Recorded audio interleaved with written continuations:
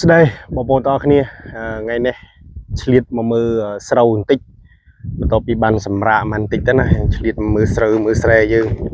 ឃើញថាមេឃវាអត់ដែរភ្លៀងទៅស្រូវងាប់អស់ហើយបងប្អូនអើយមេឃអត់ភ្លៀង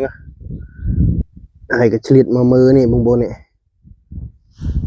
តសក់តឡាចងាប់អស់ហើយបងប្អូនអើយគ្នាតលងមកជូបតសក់ដេអូដាំតសក់កផ្កាល្អទេបងប្អូនណាតែរងងាប់អស់ហើយនេះដោយសារមេឃវាអត់ភ្លៀងសោះអញ្ចឹងមើលទៅស្លឹកតសក់ទៅក៏ព្រួលប្រែដែរនេះវាមានផ្លែមានអីដែរនេះមានផ្លែដែរតែតសក់មាន1 2ទៀតនោះផ្លែមានដែរដុះល្អដែរតើបងប្អូនតែមេឃវាអត់ភ្លៀងបើបានមេឃភ្លៀងព្រឹបមកអេមrồiហ្នឹងហើយបងប្អូនដីដែលបានទិញគេជូបបានវាលប៉ុណ្ណឹងហើយនឹងតលងនេះបន្តិចជូបតសក់មកគុំមកដបោកទៀតហើយបងប្អូនតសក់អូគាត់ប្រកែដាំហើយអូក្មេងខ្ញុំអានេះដឹងមានផ្លែអត់ទេអត់ទាន់មានផ្លែអូក្មេងខ្ញុំប្រកែដាំតសក់ជូបបងប្អូនអានេះផ្លែគេហៅផ្លែពេញប៉ោះព្រៃផ្លែវាល្អតែនេះអូផ្លែបេះសិនមើលខ្ញុំបេះឲ្យខ្ញុំបកយ៉ាទុំអូផ្លែកកូបពេញប៉ោះនេះផ្លែវាផ្លែវិញប៉ោះព្រៃនេះនេះផ្អែមបងប្អូនផ្អែមមើលជូបតសក់ទៀតអូនេះផ្លែមានផ្លែមួយដែលធំអានេះទូចអូនេះ2 3 4របស់វាផ្លែចរ៉ាប់របស់គេទៀតអូស្វិតអស់ហើយ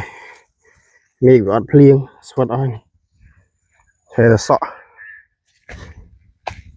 តឡាចអីក៏ស្វិតអស់ហើយហើយតសក់បង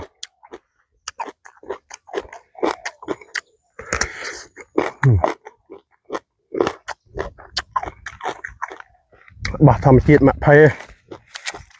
គាត់បានប្រើថ្នាំធម្មជាតិសុទ្ធហើយបងប្អូនផែស្គាល់ដើមទៅធៀងតាភ្លូនោះផ្ទះចំការខ្ញុំនេះហ្នឹងឯងចាំមើលអត់ច្រើនថតឲ្យមើលទៀតគោរបស់ខ្ញុំបាទនៅស្រែបាទមិនច្រើនទេទង30ក្បាលហ្នឹងផ្ទះចំការបាទនោះទៀតមើលហ្នឹងហើយសងបំណុលគេអស់មកនៅនេះសបាយហ្នឹងហើយបាទមកហើយបាទរត់តែផ្សាច់អត់កំទឹកមិនចាំមើលលេបទៅលាកគូនបើគូនត្រប់ដល់គូហើយផ្ទះចំការខ្ញុំបាទ